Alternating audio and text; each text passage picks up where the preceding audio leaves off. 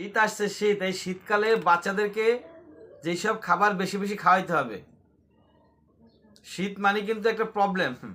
Problem বলতে কোন দিক দিয়ে প্রবলেম? এই টাইমে কিন্তু অসুখ হয়ে থাকে, রোগ, বিভিন্ন ধরনের রোগে আক্রান্ত হয়। ঠান্ডা, কাশি, সর্দি, তারপর হচ্ছে ঠোঁট ফাটা, শরীরের বিভিন্ন অংশ ফেটে ফেটে যাওয়া, এই ধরনের বিভিন্ন ধরনের রোগ হয়ে থাকে। এবং খাবারের অরুচি, খেতে ইচ্ছা করে না বাচ্চারা। এই ধরনের বিভিন্ন ধরনের প্রবলেম বাচ্চাদের দেখতে পাওয়া যায়। তো এই জন্য যেই খাবারগুলো বেশি থেকে বেশি পরিমাণে খাওয়াবেন, সেটা নাম্বার 1 হচ্ছে, 1 নম্বরে গাজর খাওয়াবেন। গাজর বেশি থেকে বেশি পরিমাণে গাজর খাওয়াবেন। খেজুর খাওয়াবেন 2 নম্বরে, খেজুর। ডিম, সিদ্ধ ডিম খাওয়ানোর চেষ্টা করবেন। ওই ডিম পোস্ট, অনেকে হচ্ছে ডিম পোস্ট করে খায়, ভাজি করে খায়। এটা হচ্ছে সবচেয়ে কার্যকরী হচ্ছে ডিমটাকে সিদ্ধ করতে হবে, এবং সিদ্ধটাও ভালো পরিমাণে সিদ্ধ করতে হবে। চুলায় দিলাম আর নিয়ে আসলাম না, সেটা হবে না। বেশি থেকে বেশি পরিমাণে সিদ্ধ করবেন।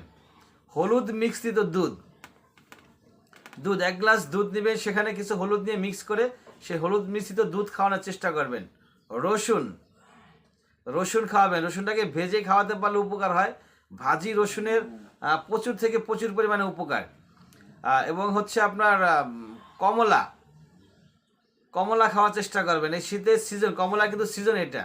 বাদাম, বিভিন্ন ধরনের বাদাম আছে, যে কোনো বাদাম হলেই হবে, বাদাম খাওয়ানোর চেষ্টা করবেন।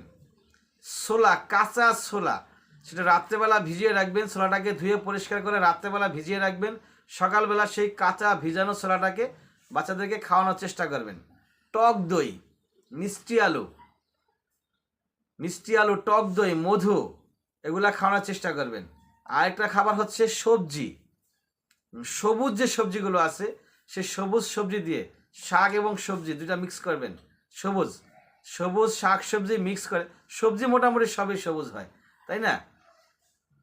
সবুজ না হইলেও চলবে, সবজি হইলেই চলবে। মানে নামে হচ্ছে সবজির আগে সবুজ লাগাই দিছে, তো সবুজ। তবে এই সবুজ শাক এবং সবজি এগুলা মিক্স করে প্রতিদিনই চেষ্টা করবেন খিচুড়ি খাওয়ানোর জন্য।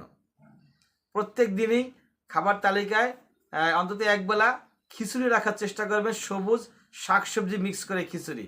তাহলে ইনশাআল্লাহ তাআলা আপনার বাচ্চা সুস্থ থাকবেন, ভালো থাকবেন, ব্রেন ভালো হবে, বৃদ্ধি ভালো হবে, শরীর স্বাস্থ্য ভালো থাকবে।